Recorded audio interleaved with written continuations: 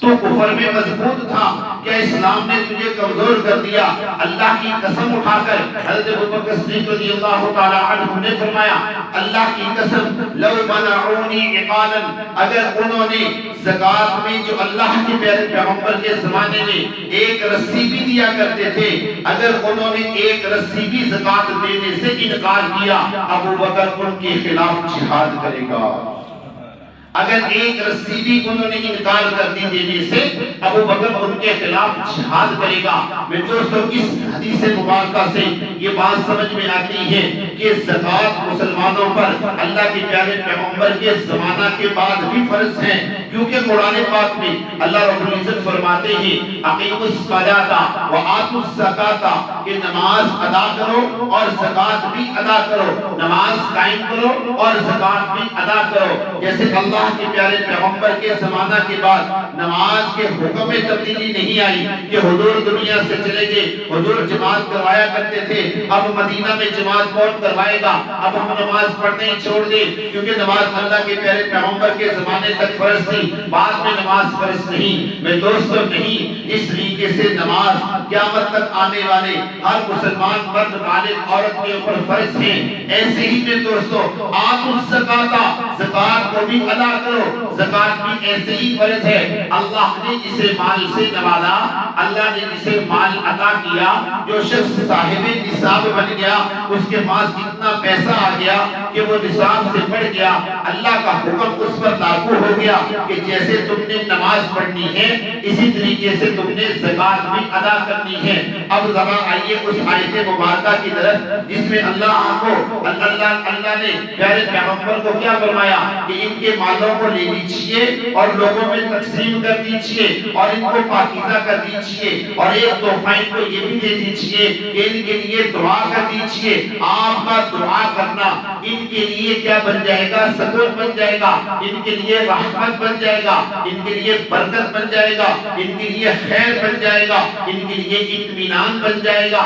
میں دوستو اللہ کے پیارے پیغمبر نے اس وقت دعا کی ان لوگوں کے لیے جو لوگ زکوٰۃ ادا کیا کرتے تھے۔ رسول اللہ کا معمول تھا، آپ علیہ السلام جو ہے جو بھی زکوٰۃ لے کر آتا، اللہ کے پیارے پیغمبر اس کے لیے خیر و برکت کی دعا فرمایا کرتے تھے، اللہ کے پیارے پیغمبر اس کے مال میں ترقی کی دعا فرمایا کرتے تھے، اللہ کے پیارے پیغمبر اس کی تجارت میں ترقی کی دعا فرمایا کرتے تھے۔ اگر کوئی باغ کی زکوٰۃ لے کر آیا، اللہ کے پیارے پیغمبر باغ میں بڑھوتری کی دعا کیا کرتے تھے۔ تو یہ رسول اللہ صلی اللہ علیہ وسلم کا معمول تھا۔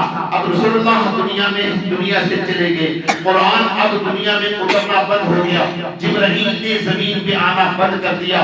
میں دوستو لیکن اللہ بھی باقی ہے، اللہ کا قرآن بھی باقی ہے، اللہ کے احکام بھی باقی ہیں۔ اور یہاں پر ایک نقطہ آپ کو بتاتا چلوں، جیسے اللہ کی ذات باقی ہے ایسے اللہ کا قرآن باقی ہے، جیسے اللہ کا قرآن باقی ہے ایسے اللہ کے قرآن کے احکام اور فرامین بھی باقی ہے۔ جیسے نماز پڑھنے سے انسان کو سکون ملتا ہے، برکت حاصل ہوتی ہے، ایسے ہی زکوٰۃ ادا کرنے سے بھی انسان کو آج بھی سکون ملتا ہے۔ یعنی اللہ کے پیارے پیغمبر کی دعا 1400 سال بعد بھی بلکہ قیامت کے دن تک یہ رسول اللہ کی دعا جو ہے ان لوگوں کو ملتی رہے گی جن لوگوں نے زکوٰۃ ادا کرنی ہے۔ جو لوگ اپنے مالوں کی زکوٰۃ ادا کرتے ہیں، اللہ کے پیارے پیغمبر کی دعا ان کے لیے ملتی رہے گی۔ مطلب اس کا کیا ہوگا کہ جو آج بھی زکوٰۃ ادا کریں گے، اللہ آج بھی ان کو خیر، برکت، سکون اور اطمینان عطا کریں گے۔ بات سمجھ آتی ہوگی آپ حضرات؟ تو یہ میں دوستو زکوٰۃ ہے، اور رسول اللہ صلی اللہ علیہ وسلم نے واضح طور پہ ارشاد فرمایا کہ زکوٰۃ کس سے دی جائے گی، زکوٰۃ کس سے دی جائے گی اور زکوٰۃ کس کو دی جائے گی؟ آپ نے فرمایا کہ زکوٰۃ جو ہے وہ مالداروں سے دی جائے گی، جو مالدار ہیں، جو غنی ہیں، جنہیں اللہ نے مال عطا کیا، جو صاحب نصاب ہیں، اللہ نے انہیں عطا کیا ہے، ان کے مالوں سے زکوٰۃ دی جائے گی۔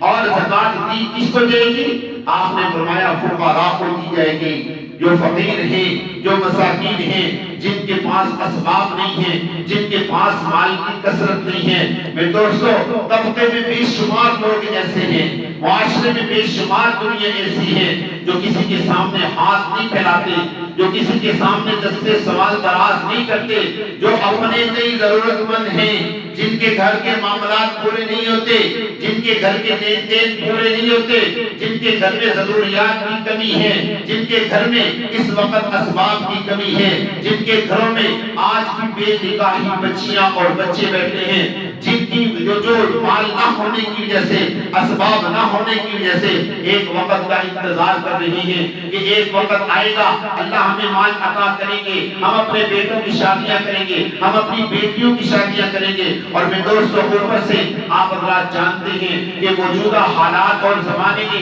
ہمیں اتنا آگے پہنچا دیا ہے کہ جہیز کی لعنت ہمارے گھروں کے اندر جو گھس چکی ہے کہ ہر گھر میں جہاں پر بھی بے نکاحی بچی ہے اس کی وجہ پوچھی جاتی ہے کہ جی آپ کی بیٹی کی شادی کیوں نہیں ہو رہی، تو باپ رو کے آنکھوں میں آنسو لا کے بڑی مشکل سے ضبط کر کے صرف ایک ہی جملہ بولتا ہے کہ یار میرے پاس جہیز نہیں ہے۔ لڑکے والے اتنی جہیز کی ڈیمانڈ کرتے ہیں، اتنا مطالبہ کرتے ہیں، میں اپنی بیٹی کی شادی کے لیے جہیز کہاں سے لاؤں، میں کیسے اپنی شادی کو رخصت کروں۔ میں دوستو، میں آپ کو اس کے اوپر ایک واقعہ سناتا ہوں، آپ حیران ہوں گے سن کے۔ اللہ کے پیارے پیغمبر نبی محترم صلی اللہ علیہ وسلم نے، اگرچہ یہ موضوع نہیں ہے لیکن چونکہ زکات میں جہیز کا تذکرہ آیا، اس لیے میں جہیز کی بات ایک چھوٹی سی آپ کو شیئر کرتا ہوں، آپ کو سناتا ہوں، آپ سن کے حیران ہوں گے۔ نبی محترم صلی اللہ علیہ وسلم نے جب حضرت فاطمہ الزہرا رضی اللہ تعالی عنہا جوان ہو گئی، بالغ ہو گئی، اللہ کے پیارے پیغمبر نے شادی کرنا چاہی، اب انتخاب کس کا کریں، ابو بکر کا کریں، عمر کا کریں، عثمان کا کریں، کسی اور کا کریں، کس کا کریں؟ اللہ کے پیارے پیغمبر ڈھونڈ رہی ہیں تاکہ رشتہ کوئی اچھا مل جائے۔ آپ علیہ السلام کے دل میں اللہ نے بات ڈال دی کہ اپنے چچا زاد بھائی حضرت علی رضی اللہ تعالی عنہ، جو کہ حضرت فاطمہ الزہرا رضی اللہ تعالی عنہ کے ہم عمر بھی ہیں، آپ علیہ السلام نے ان کی پرورش بھی کی ہے۔ ابو طالب کا انتقال چونکہ جلدی ہو گیا تھا، اس وقت حضرت عمر 9-10 سال کے تھے، چھوٹے سے تھے جب اللہ کے پیارے پیغمبر نے ان کی سرپرستی فرمائی، ان کی پرورش کی۔ اب حضرت علی رضی اللہ تعالی عنہ کے ساتھ ان کا نکاح طے پا گیا۔ حضرت فاطمہ الزہرا رضی اللہ تعالی عنہ کا نکاح کس کے ساتھ طے پایا؟ حضرت علی کے ساتھ نکاح طے پایا، لیکن چونکہ حضرت علی کے پاس تو کچھ بھی نہیں تھا اور رسول اللہ صلی اللہ علیہ وسلم تو اس چیز کو ویسے بھی پسند نہیں فرمایا کرتے تھے، گھر میں جتنا ہوتا تھا اللہ کے راستے میں خرچ کر دیا کرتے تھے۔ اب نکاح کا وقت قریب آیا، حضرت علی رضی اللہ تعالی عنہ پریشان ہیں کہ اب کیا کروں؟ حضرت عثمان غنی رضی اللہ تعالی عنہ قربان جاؤ اللہ کے پیارے پیغمبر کے سونے داماد پر کہ ہر مشکل وقت میں مسلمانوں کے کام آئے۔ کون بنا؟ حضرت عثمان غنی، اس لیے ان کو غنی کہا جاتا ہے، اس لیے ان کو ذو النورین کہا جاتا ہے۔ اللہ نے